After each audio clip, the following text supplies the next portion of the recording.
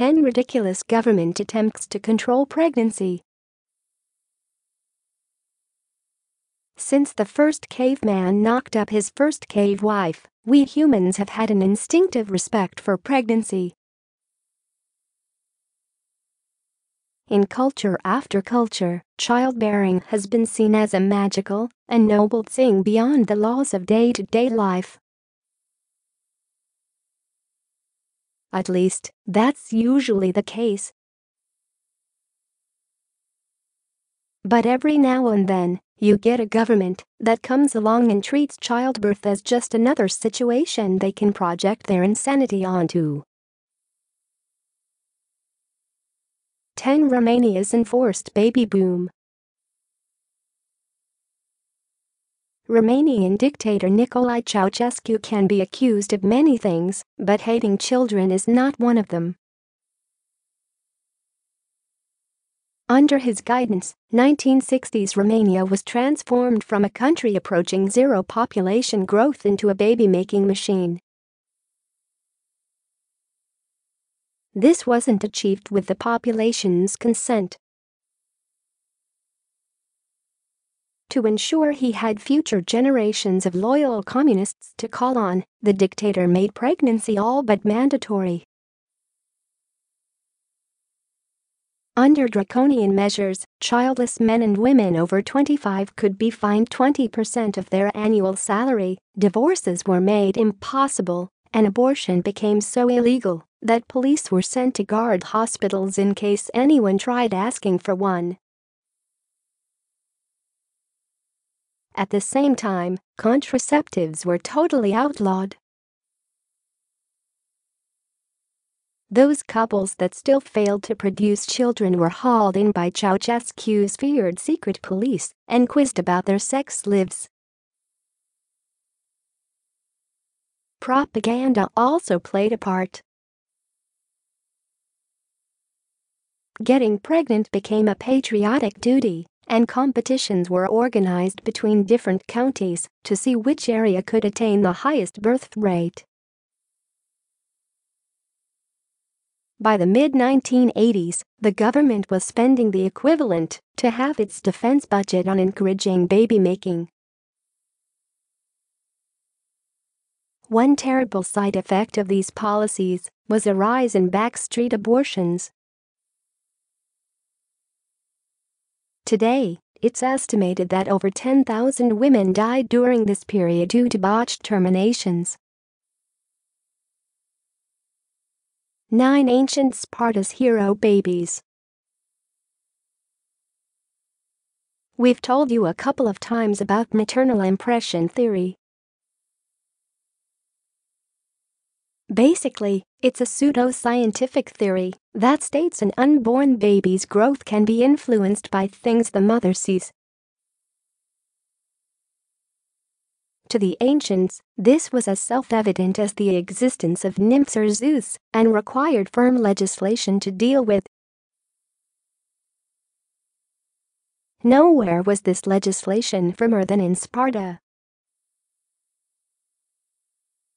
Unwilling to have their women give birth to a bunch of weedy nerds, the city rulers passed a law that forced pregnant women to spend time each day staring at statues of heroic manly men. As a result, it was thought that the children of Sparta would be born magically strong and brimming with courage.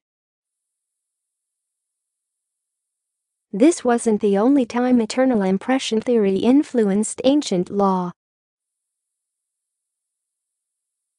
One legend, possibly fabricated, has it that in 13th century Rome, a woman gave birth to a child that looked like a bear.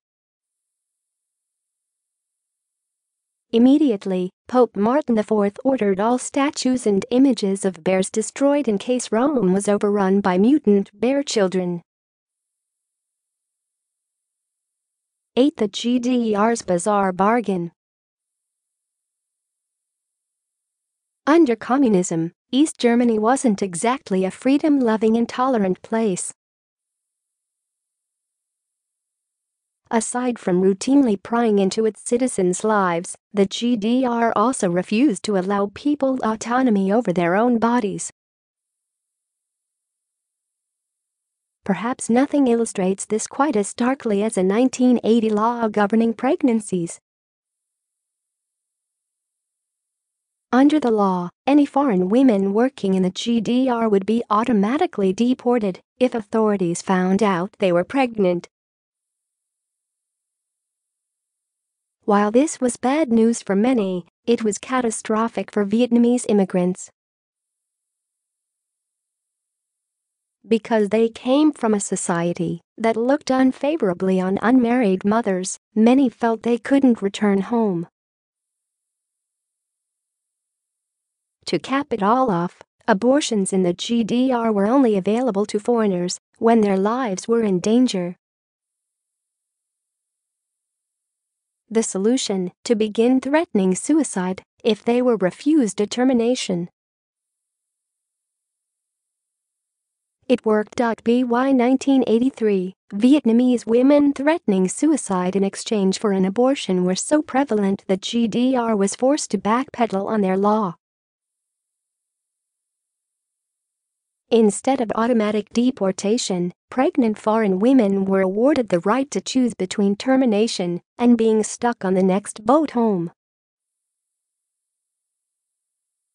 This sorry state of affairs lasted right up until the collapse of the Berlin Wall.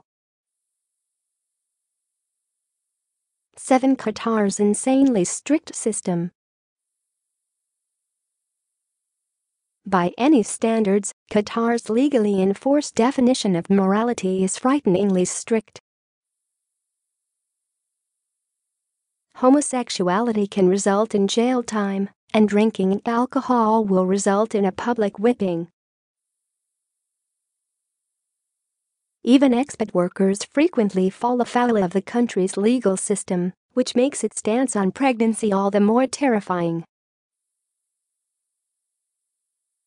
Under Qatari law, anyone who has a child out of wedlock can go to jail for up to 1 year. Since this applies to foreigners as much as it applies to Qataris, any unmarried woman who turns up in the country pregnant better hope she doesn't drop before leaving. It's currently estimated that as many as 100 expat women a year wind up in Qatari jails simply for giving birth without a husband. Infrequent attempts to give birth at home and hide the baby have given rise to a further law that makes it also illegal to give birth outside a hospital. For some women, leaving the country isn't an option. Thanks to Qatar's Byzantine immigration laws, anyone wishing to work in the country needs a sponsor. Once you're in the country, you need your sponsor's explicit permission to leave again. Some sponsors refuse this permission when they discover their employee is pregnant. With abortion also illegal, it leaves the woman with no option but to go to jail. 6. Japan's government-sponsored date nights. In 2014, Japan's birth rate fell to an all-time record low. With the total population expected to plummet by 30 million people by 2050, the country is in the grip of a full-blown birth rate crisis. In spring of 2014, the government finally decided to step in with a $30 million program to get young people meeting and mating. The result has been billions of yen pumped into local initiatives such as Konkatsu parties, large government-organized gatherings where young singles meet for the sole purpose of getting married and pumping out kids. Some state governments have gone further, setting up official dating agencies to try and get young people hitched. The Ibaraki prefecture has even asked its singles to voluntarily register for a gigantic database intended to match people up. Japan isn't the only Asian country to go to such lengths to get its population pregnant. In 2012, Taiwan announced a new scheme whereby the government would subsidize large companies to organize dating days for their employees. 5. Singapore's new building regulations. Like Japan and Taiwan, Singapore is a country suffering from a plummeting birth rate. Evidently scared by the thought of a childless future, the government recently authorized the spending of $1.5 billion on measures to improve parenthood and fertility statistics through any means necessary. We mean any. Some of the money was spent on a series of educational cartoons offering advice on how to flirt and how to avoid awkward conversations while on a date. Other initiatives have included the patronizing dating handbook that advises single women if he lets you pick up the tab. Overt propaganda aside, Singapore has also been accused of using more subtle, yet no less ludicrous, methods to increase pregnancy rates. According to the BBC, the city's Urban Redevelopment Authority has recently moved to stop construction firms from building too many apartments designed for single people. Instead, more family and two-person apartments will be built, presumably in the hope that this will encourage homeowners to start procreating like crazy to justify all that extra space. 4. Denmark's bizarre hospital plan. As we discussed earlier, maternal impression theory was considered respectable science for centuries. In the 17th century, it led to a serious proposal by the Danish government that would be hilarious if it wasn't so simultaneously shocking. The story started when famous Danish physician Thomas Bartholin began to take an interest in maternal impressions. Although he's today best known for the discovery of the lymphatic system in humans, Bartholin believed in some seriously crazy stuff. He once wrote a paper on unicorns and concluded they probably existed. So, when locals started telling him stories of children with cat heads and women giving birth to babies with the exact same deformity as beggars they'd seen, he naturally believed them.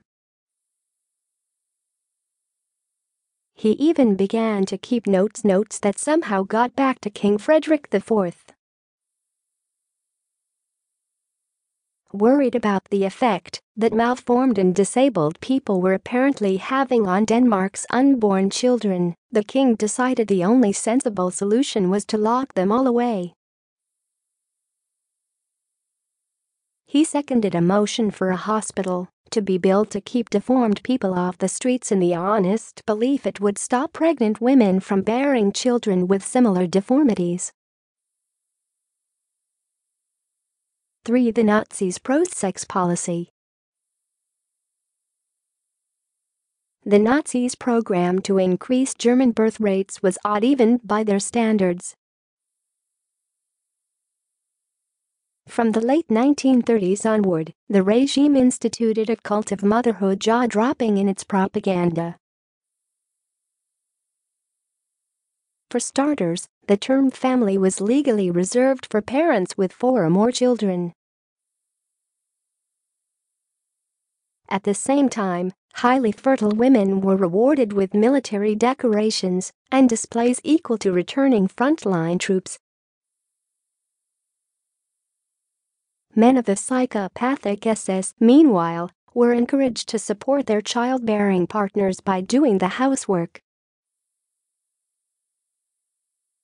When still not enough German babies were being produced, Himmler added new incentives. Single women of pure Aryan stock were invited to come to specially designed nurseries, where SS men would get them pregnant, and they could deliver their baby in secret. To ensure there was enough sperm to go around, he ordered SS stormtroopers to father as many babies as possible. As the war progressed, things took a darker turn. Rather than focus on pregnancy, the Nazis turned their attention instead to kidnapping Aryan children from occupied countries. Over 250,000 children may have vanished this way, as they were snatched from their families to help bolster the German race. To India's pre-marriage pregnancy tests. By Western standards, marriage in India's central Madhya Pradesh state is already a strange affair. Every year in the remote tribal regions, the local government organizes something called the Mukhyamantri Kanyatan Yajna ceremony, a gathering where hundreds of locals attend a mass wedding. The aim is to get men and women from poor families married off and provide them with a few basic wedding gifts worth $150. However, no pregnant women are allowed to attend, and you better be sure the government enforces this rule. In 2013, the Times of India accused the Madhya Pradesh government of ordering a mass pregnancy test before the wedding. Allegedly, 350 women were forced to undergo an examination, with 9 pregnant women banned from taking part in the ceremony and forced to return their wedding gifts. Bad as this is, it isn't the first time the Madhya Pradesh government has been accused of performing unwanted pregnancy checks. In 2009, 150 women were allegedly tested before they could take part in a similar ceremony. China's one-child policy is really awful. China's one-child policy is perhaps the most infamous attempt to control procreation in history. Incredibly, it followed directly after a completely different policy dreamed up by Chairman Mao that encouraged women to have as many babies as possible. But, while China's attempt to tackle population growth is something we've all heard of, few of us probably realize just how horrific it really is.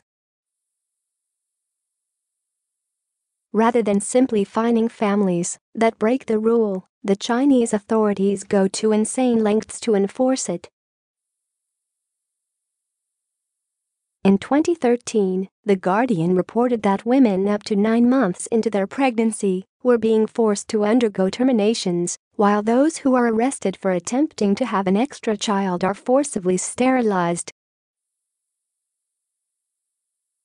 In the countryside, military squads are periodically sent out to round up pregnant women and terminate their unborn children. Those who escape these random checks are often forced to spend the rest of their pregnancy in hiding, often camping out in the open in abysmal weather. This is only the tip of the iceberg. That last link describes industrial abortion centers, baby murder, child trafficking, and plenty of other consequences of this policy too dark to go into here. In trying to control their citizens' pregnancies and birth rate, the Chinese government has managed to be perhaps more insane and more evil than any other government in history.